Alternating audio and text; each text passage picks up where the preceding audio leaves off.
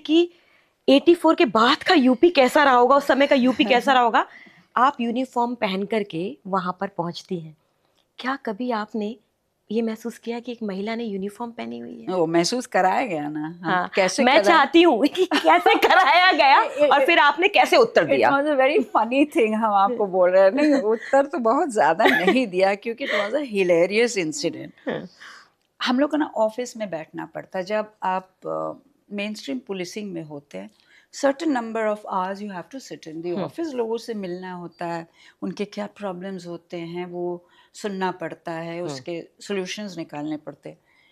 तो ऐसे ही एक दिन हम बैठे थे, कानपुर की बात है, तो कई सारे लोग आके सामने यूं कुर्सियां रहती हैं, तो बहुत सारे लोग आते हैं, तो सब अपनी अपनी बात बोल के चले गए, फिर एप्लीकेशंस ले लिया, जो भी करना था। 2-4 लोग बैठे रहे, तो हमने पूछा कि सबका हो गया, आपका कोई विशेष प्रॉब्लम हो तो बताएं। बोलता नहीं मैडम जी, हम लोग तो बस ये देखने आए हैं कि वर्दी में एक आईपीएस ऑफिसर, महिला ऑफिसर कैसी लगती है। Now it was hilarious. हमने कहा कि अच्छा ठीक है, आपको कोई दिक्कत हो तो आप हमें बताइएगा, आइएगा करके हमने उसको बंद करा उस बात को। तो वर्दी की बात करें तो ये तो आपका हिलेरियस बात थी। I didn't have to reply, I just said कि I just turn the conversation because it was embarrassing. जो भी बात उसने कही embarrassing. Then again I told you, हर बैटल लड़ने की होती नहीं है, क्योंकि एनर्जी उतना ही है, उसी को आपको खपाना पड़ता है, चलना पड़ता है। एक बड़ी टचिंग बात हुई। वैसे शाम को हम अपने कैंप ऑफिस में बैठे थे, तो एक बुजुर्ग से व्यक्ति आए। उन्होंने कहा कि हाँ मेरे दोनों बच्चे बाहर है, विदेश हैं, सो कोई मेरा कोई मकान या ज़मीन कुछ ले रहा है, तो प्लीज़ हेल्प मी आउट। तो हमने कहा आप लिख के दे दें तो हम दिखवा लेते हैं, बिकॉज यू कांट कमिट कि आप ये कर ही देंगे, because you have to find out the truth कि जो बोल रहा अगले सामने आ। तो फिर उसको इंक्वायरी की एंड इट वाज फाउंड कि वो सही कर बोल के गए थे। तो उसके बाद फिर जो भी कार्रवाई होती है वो करके फिर वो काम ख़त्म हुआ। तो फिर कुछ दिन बाद हम देखे कि वो आए, तो हमने पूछा आपका काम नहीं हुआ क्या? बस एप्रीहेंसिव कि काम नहीं हुआ। फिर वो कि नहीं मैडम, काम तो हो गया, but I have just come to thank you. तो हमने कहा that's very great of you, बैठें आप, हैव अ सीट।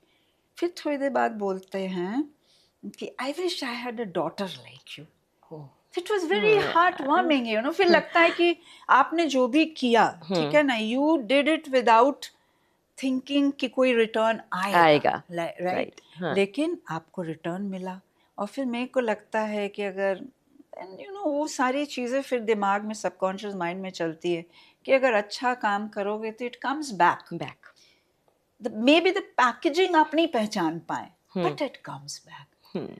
तो है, वर्दी का भी बहुत इम्पैक्ट तो होता ही है सोसाइटी में। It is. जब पोस्टिंग्स होती हैं और एक लिस्ट निकलती है लखनऊ से, तो कभी आपको ऐसा महसूस हुआ कि हार्डकोर पोस्टिंग, दबंगों के एरिया में पोस्टिंग, क्रिमिनल एरिया में पोस्टिंग से आपको पीछे रखा गया? ये बहुत बार महसूस हुआ। अच्छा, ठीक है ना। बहुत ज्यादा ईमानदार उत्तर है आपके। नहीं, बहुत ईमानदार उत्तर हम दे रहे हैं। आप चाहती थी कि आप उस एरिया में जाएं? लो see, once you become a police officer, आप वो नहीं सोचते हैं कि हम उस एरिया में जाए। तो what happens with women is कि हम अपने बच्चों को छोड़ के कैसे जाए। वो सबसे बड़ा दिमाग में चलता है। वो उसमें नहीं होता है कि हम यहाँ जाएंगे तो क्या होगा मेरे साथ। That you have to be prepared that anything can happen with. जो वरी उस समय आती है कि भाई मेरे छोटे बच्चे हैं तो मैं क्या करूं। तो ऐसा नहीं था। कई बार हमने इस चीज महसूस भी किया कि always most of the times एक डाउट होता था सीनियर ऑफिसर्स में कि महिला है, इसको अगर भेजे, एक यू नो ऑल मेल एक फोर्स है, कहीं कुछ ऐसा ना हो जाए, ठीक है ना, कि मतलब फिर दिक्कत हो जाए, एम्बैरेसमेंट हो जाए गवर्नमेंट को। तो इस तरह की बातें होती थी। बहुत बार हमने इग्नोर किया, लेकिन एक आध बार आई हैड टू टेल कि आई have also done the same training, right? तो हम लोग को क्यों नहीं पोस्टिंग दी जाती है? पर अब जब हम रेट्रोस्पेक्ट में सोचते हैं, हमको लगता है कि उनकी भी बहुत बड़ी गलती नहीं थी, क्योंकि उन पे तो कोई टेम्पलेट ही नहीं था। हाँ, कोई मैंडेटेड ही नहीं था। मेन के तो हजारों टेम्पलेट्स मिल रहे हैं। हाँ. और वुमेन के तो 1 या 2। उस समय मेरे अलावा देयर वर जस्ट 3 अदर या 2 अदर women IPS ऑफिसर्स। तो टेम्पलेट कहाँ से मिलेगा? But then you know Rama ji, I have also learned over the years कि आपको अपनी बात आप ही को कहनी पड़ेगी। बिल्कुल। अगर आप नहीं बोलेंगे तो कोई और नहीं बोलेगा आपकी बात। एक बहुत इंटरेस्टिंग चीज हम आपको बताते हैं। देखिए, हम लोग पहले से प्री जज कर लेते, ओपिनियंस बनाते हैं लोगों के बारे में। तो one day again, this was Kanpur, तो एक दिन फिर मेरे वो पहले फ़ोन आता है बाहर, उसके बाद फिर अंदर उसको तो बोले कि मुख्यमंत्री जी बात करना चाह रहे। कौन मुख्यमंत्री, ये हम नहीं बोलेंगे, ठीक है।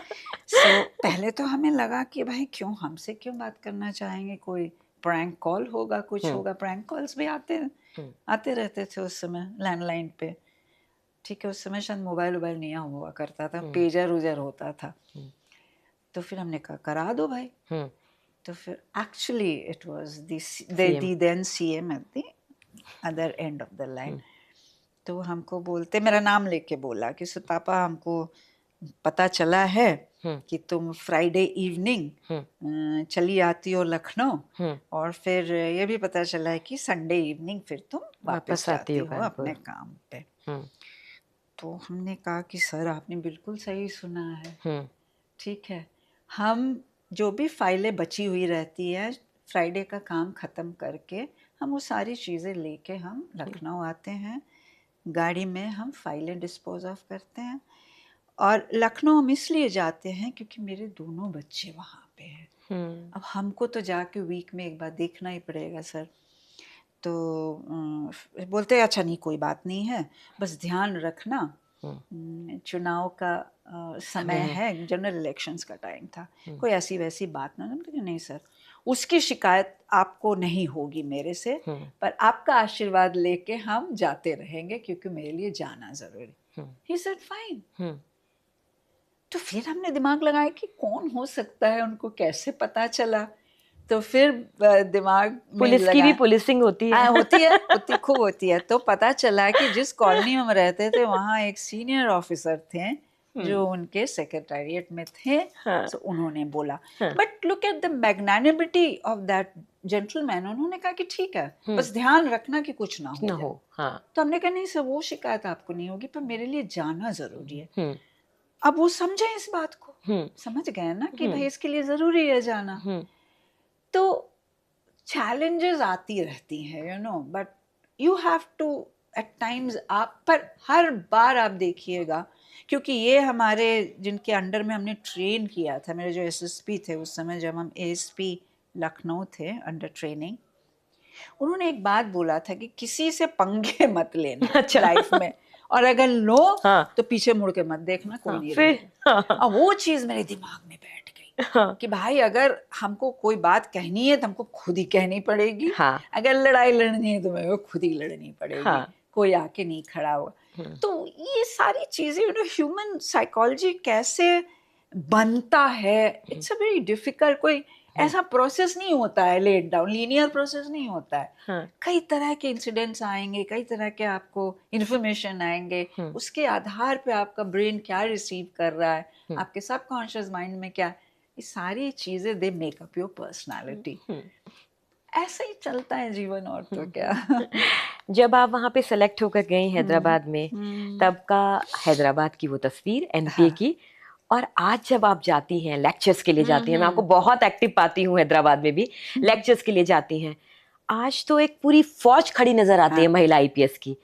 है जो लास्ट जो बैच अभी पास आउट हुआ 25 में, उसमें I think there are 65 women out of some 170 190 ऐसे कुछ। तो दे कंप्राइज अबाउट 36% तो हो ही गया, 36% हो। लेकिन जब वो हम लोग थे, मेरे बैच में तो हम ही ऐसे ही, और भी होंगे, किसी के बैच में 2 होंगे 3 होंगे, इससे ज्यादा तो होंगे नहीं। तो लेकिन 1 और 60 It is a lot. इस यात्रा को आप कैसे देख रही हैं? ये it is ये अकेले होना कहीं जगह पे दिक्कत तलब तो होती है। जैसे वो लोग आपस में अपनी बात करके कुछ भी बात करना, कोई दिक्कत हो बोल के निकल गया।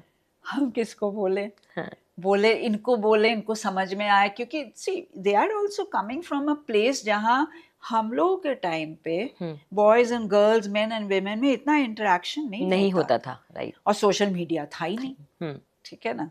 तो वही एक टेलीफोन होता था, उससे आप क्या किससे कितनी दोस्ती करते थे, वो स्कूल के दोस्त बहुत हो जाते हैं। तो आई फील कि उनके लिए भी दिक्कत है, यू नो। तो दिक्कत तो थी, बट ठीक है, चलता रहा, जीवन चलता है, ऐसे ही चलता है। कभी ऐसा हुआ है कि पटना से कॉल आया है कि ध्यान रखना? वो उस समय मोबाइल नहीं हुआ करता था, तो लैंडलाइन पे आ गया होगा। लैंडलाइन भी नहीं था, वो यूं वाला था, घुमाना पड़ता था। अच्छा, उसके लिए एनपीए के ऑफिस में जाना पड़ता था। अच्छा, और उसके बाद फिर बहुत देर बाद फिर वापस कनेक्शन मिलता था, आमन तो मिलता ही नहीं था। हाँ। ठीक है, तो बात करते थे मदर से। फादर, हमने आपको बोला ना, कभी नहीं बोलते थे। She used to be very, you know, उनका बहुत मन में भय होता था कि पता नहीं क्या, तो वो सब तो बोलती ही थी कि बी केयरफुल, ये वो, ठीक है, जो मतलब जैसे माएँ होती हैं यार, वैसे ही थी। कभी खत लिखा है माँ को एकेडमी से? माँ को, नानी को बंगाली में लिखते थे। अच्छा।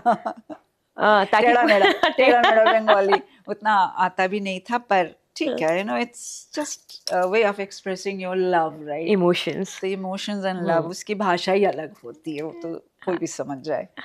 तो yes, I used to do it. फिर साल में एक आध बार तो घर भी जाते थे। ओके। 2-3 दिन के लिए जाते थे। 2 बहनें, 1 भाई। हाँ।